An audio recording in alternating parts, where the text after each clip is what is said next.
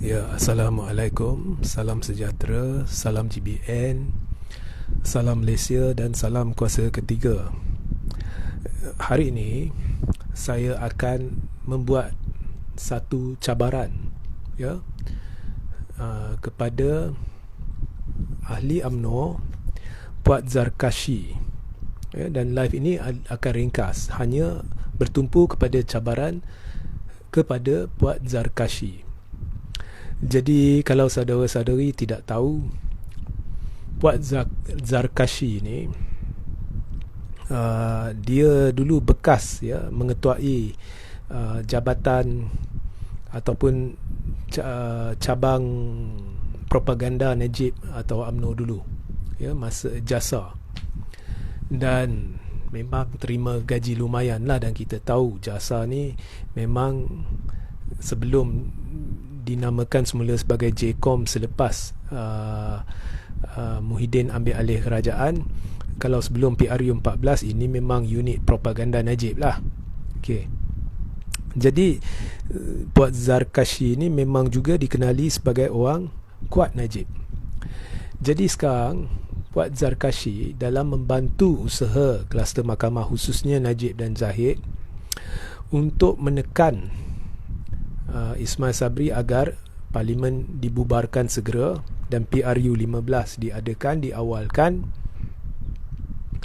telah membuat satu kenyataan dengan yang dilaporkan oleh satu dua media, di mana Puat Zarkashi ni dia berkata, ya, dia berkata bahawa perlu diadakan PRU kerana kerajaan ni tidak stabil, boleh diancam, mudah diancam, mudah seperti di apa tu, dicabar, ya. Mungkin boleh tumbang bila-bila lah. Okey. Jadi sebelum saya beri cabaran, anda wajib tonton live saya semalam, sama ada scroll ke bawah atau pergi ke YouTube Regi J. Siri Taudin. Sebabnya saya ada sentuh secara spesifik isu mengapa saya sentuh secara spesifik mengapa retorik atau retorika kononnya kerajaan tidak stabil yang dimain-mainkan oleh Zahid dan Najib untuk menghalalkan tekanan yang mereka berikan agar PRU diawalkan adalah palsu. Saya dah tunjukkan bahawa amat tidak logik bila kita katakan kerajaan Ismail Sabri tidak stabil, malah kerajaan Ismail Sabri tidak terancam. Saya dah jelaskan mengapa ianya tidak terancam. Saya dah jelaskan bagaimana sekarang hampir mustahil Anwar atau PKR bekerjasama dengan Muhyiddin. Kalau dulu boleh, sekarang Anwar sukar mendapatkan sokongan semua ahli parlimen PH. Saya dah jelaskan mengapa. Saya dah jelaskan amat sukar bagi Anwar atau PKR atau DAP bekerjasama dengan kluster mahkamah. Kalau dulu mudah, tetapi sekarang Anwar sukar untuk mendapatkan sokongan semua ahli parlimen PH. Dan dari dulu lagi, kluster mahkamah sukar mendapatkan 22 akuan bersumpah ahli-ahli parlimen BN untuk sokong pencalonan Anwar. Jadi saya dah jelaskan, anda perlu rujuk penjelasan saya.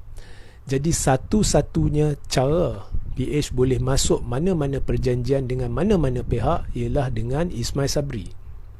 Dan PH sebelum ni sudah pun memasuki persefahaman dengan Ismail Sabri menerusi MOU. Jadi PH tidak ingin PRU awal. Semestinya jika Ismail Sabri ingin lanjutkan MOU ni dengan cara yang diperkasakan lagi, dengan meminta semua ahli parlimen PH sokong dia, semestinya benda ni boleh dilakukan kerana PH tidak ingin pilihan raya. Anwar dah tahu Anwar akan hangus, PKR akan hangus dalam pilihan raya umum, ya. DAP mungkin boleh kekalkan sebahagian daripada undi sokongan dia, tapi dia pun akan kena teruk. Mereka tidak ingin pilihan raya. Jadi mereka tidak akan memikirkan, dengan mudah mereka akan bantu Ismail Sabri memperkukuhkan kerajaan jika ada cara, ya. dengan syarat Ismail Sabri perlulah beri 2-3 jawatan menteri, ketimbalan menteri kepada ahli-ahli PH, dan mungkin seorang MP dari UMNO, seorang dari Bersatu, seorang dari PAS kena berundur dari jawatan menteri dan timbalan menteri. Dan dalam apa jua keadaan, Bersatu dah tahu dia pun akan kena teruk pada PRU15. Dia pun tidak ingin PRU15, dan Bersatu tidak ingin bantu kluster mahkamah merealisasikan impian mereka untuk menggunakan PRU15 sebagai platform untuk cuba menang supaya bolehlah selamatkan tengkuk pemimpin tertentu. Mungkinlah itu tujuan mereka, ya. Jadi Bersatu tidak akan tarik sokongan terhadap Ismail Sabri sekarang. Muhyiddin tahu dia tidak akan jadi PM. Jadi anda rujuk, saya dah beri penjelasan terperinci. Rugi kalau anda tidak rujuk live tersebut. So, dari sudut ini, setakat mana yang telah saya jelaskan, Ismail Sabri tidak berada dalam keadaan terancam. Dia berada dalam keadaan cukup selesa. Jika ada pun ancaman, ancamannya adalah daripada orang yang mendakwa Ismail Sabri terancam, iaitu kluster mahkamah. Maknanya kluster mahkamah duk beritahu kita kerajaan tak stabil, boleh terancam oleh pada bila-bila masa.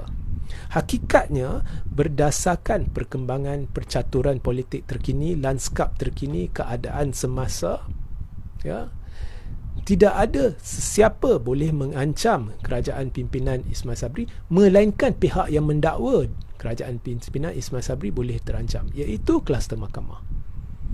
Iaitu jika kluster mahkamah cuba tarik sokongan terhadap Ismail Sabri untuk jatuhkan kerajaan Ismail Sabri. Tetapi saya amat yakin kluster mahkamah tidak akan berjaya, kerana Ismail Sabri dengan mudah boleh masuk perjanjian dengan Pakatan Harapan, dan saya amat yakin perjanjian itu akan berjaya dilakukan dengan cara yang memenuhi kehendak semua pihak, yang memuaskan hati semua pihak. Jadi amat sukar untuk tumbangkan kerajaan pimpinan Ismail Sabri. So, kluster mahkamah dah terdesak, dan sekarang mereka gunakan suara tidak rasmi mereka, khususnya Najib, iaitu Puat Zarkashi, yang mendakwa kononnya kerajaan pimpinan Ismail Sabri boleh terancam pada bila-bila masa. Baiklah, sekarang saya beri cabaran kepada Puat Zarkashi. Jadi Puat Zarkashi sekarang perlu pergi ke Zahid dan Najib untuk buktikan bahawa jika ada pun ancaman kepada kerajaan pimpinan Ismail Sabri, ianya tidak akan datang daripada Zahid, Najib dan kluster mahkamah. Jadi untuk buktikan perkara itu, Puat Zarkashi perlu mendapatkan akuan bersumpah daripada Zahid, Najib dan ahli-ahli kluster mahkamah yang lain, di mana di dalam akuan bersumpah itu Zahid, Najib dan ahli-ahli kluster mahkamah yang lain, ya, untuk membuktikan kepada rakyat bahawa mereka bukanlah ancaman kepada kerajaan pimpinan Ismail Sabri, nyatakan dengan jelas di dalam akuan bersumpah itu bahawa mereka bersumpah tidak akan melakukan apa jua langkah untuk menyahstabilkan kerajaan pimpinan Ismail Sabri selagi parlimen tidak dibubarkan, ya, biarpun parlimen hanya dibubarkan apabila tempoh penuh parlimen ke-14 berakhir. Jadi jika benar kluster mahkamah bukan ancaman kepada Ismail Sabri, tidak ada sebab mereka tidak akan tanda tangan akuan bersumpah ini. Jadi ini cabaran saya kepada Puat Zarkashi. Pergi jumpa Zahid dan Najib dan ahli-ahli kluster mahkamah yang lain, tapi mulakan dengan Najib dan Zahid. Kemudian minta Najib dan Zahid, okey, sekarang Regi JC Rita Odin kata kalau ada pun ancaman kepada Ismail Sabri, hanya satu kemungkinan, iaitu kluster mahkamah. Itu pun dia kata Ismail Sabri sukar tumbang sebab boleh masuk perjanjian dengan Pakatan Harapan. Jadi kita nak buktikan bahawa Regi ni bercakap tidak benar. Jadi tolong Zahid, tolong Najib tanda tangan satu akuan bersumpah di mana anda bersumpah bahawa selagi parlimen tidak dibubarkan, tidak akan ada sebarang percubaan dari pihak anda untuk menarik sokongan terhadap kerajaan pimpinan Ismail Sabri, biarpun parlimen akhirnya dibubarkan hanya bila tempoh penuh parlimen ke-14 berakhir. Jadi adakah Puan Zakarshi boleh mendapatkan akuan bersumpah itu? Semestinya kalau bukan kluster mahkamah yang menjadi ancaman kepada kerajaan pimpinan Ismail Sabri, sekelip mata boleh dapat, esok pun boleh dapat, lusa pun boleh dapat. Hari ini Selasa, besok nak masuk Rabu, besok draft surat akuan bersumpah tu, Khamis sign dengan saksi, dengan Suruhjaya sumpah dan sebagainya, dan kemudian boleh dipaparkan Khamis, selewat-lewatnya Khamis boleh dipaparkan bagi tatapan kita semua. Baru kita akan tahu Najib, Zahid dan ahli-ahli kluster mahkamah yang lain semestinya tidak akan tarik sokongan. Baru kita boleh kata ancaman yang Puan masukkan bukannya daripada kluster mahkamah. Boleh tak Puan buat begitu? Ya? Saya setuju dengan Anwar Musa bahawa Puan Zakarshi sebenarnya tidak ada jurisdiksi atau jurisdiction untuk membuat komen berhubung PRU awal. Tetapi tak apalah, Puan dah buat kan. Dia suka buat kenyataan. Jadi sekarang ini cabaran saya, dapatkan akuan bersumpah. Kalau tak boleh dapatkan akuan bersumpah, daripada Zahid dan Najib menyatakan, saya ulang, bahawasanya selagi parlimen dibubarkan, mereka tidak akan cuba ganggu-gugat kestabilan kerajaan pimpinan Ismail Sabri, biarpun parlimen akhirnya terpaksa dibubarkan apabila tamat tempoh penuh penggal parlimen ke-14. Ya. Selagi itu jangan cerita apa-apa. Puan Zakarshi boleh duduk diam. Ya. Saya rasa Pakatan Harapan tak payah keluar akuan bersumpah sedemikian. Pertamanya, mereka tarik sokongan ke, mereka sokong ke apa ke, tak ada beza dengan majoriti Ismail Sabri berdasarkan perjanjian-perjanjian yang ada sekarang. Yang kedua, kalau ada pihak nak minta Muhyiddin, mintalah. Ya? Saya tak rasa perlu minta, kerana bukan Muhyiddin yang desak PRU 15, dan saya yakin dia tidak ada niat untuk stabilkan kerajaan pimpinan Ismail Sabri, kerana dia pun tidak ingin PRU awal. Ya? Tapi apapun, bukan dia yang mendesak PRU awal. Saya nak cabar pihak yang mendesak PRU awal. Mula-mula anda dulu buktikan. Jika anda berjaya keluar surat akuan tersebut, maka saya akan desak Muhyiddin berbuat demikian. Saya akan desak PAS berbuat demikian. Tetapi anda yang mendesak, anda dulu buktikan bahawa anda bukanlah ancaman. Kerana awak yang minta PRU 15, awak yang kata ancaman. Setakat ini tidak ada pihak yang nampak mana ancamannya. Kalau secara logik, kalau secara motif, orang ramai mengesyaki bahawa anda ingin pilihan raya sebab kepentingan sendiri, nak selamatkan Tengkuk. Dalam live semalam, wajib ya anda tontonnya, pergi tonton Hayati. Ada dua live, ya, satu pendek, satu panjang, anda tonton.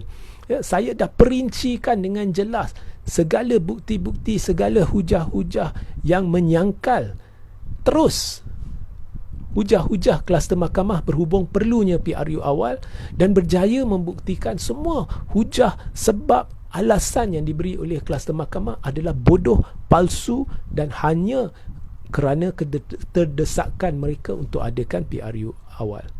Jadi di situ timbul syak yang teramat sangat bahawa mereka mungkin akan cuba stabilkan kerajaan pimpinan Ismail Sabri.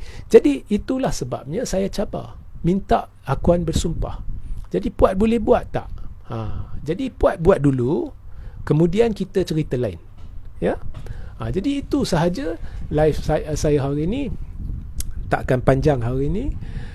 Jaya Naga, ada majoriti je kata-kata terus jumpa Agong, undang-undang dah tertulis. Itu betul, tapi tak akan berjaya kali ini. So itu sahaja. Dan minta semua orang viralkan video ni, kerana kita hendak Puan lakukan perkara ni. Kita hendak Puan lakukan. Sebab Puat cakap banyak. Dan lazimnya apabila saya berjaya buktikan sesuatu berhubung kluster mahkamah, esok ada saja wakil dia orang keluar kenyataan bodoh seperti kenyataan Puat. Jadi Puat sekarang tak apa, kita lihat siapa bercakap benar, siapa bercakap palsu. Jadi kalau kluster mahkamah bukannya ancaman, mulakan dulu dengan kluster mahkamah, dapatkan surat akuan bersumpah tersebut. Kalau Zahid dan Najib tanda tangan surat itu, saya akan desak Muhyiddin, Hadi, semua buat perkara yang sama. Ya. Jadi sekian sahaja perincian saya hari ini. Saya tidak akan ambil soalan sehingga kita berjumpa lain masa. Assalamualaikum, salam sejahtera, salam GBN, salam Malaysia dan salam kuasa ketiga.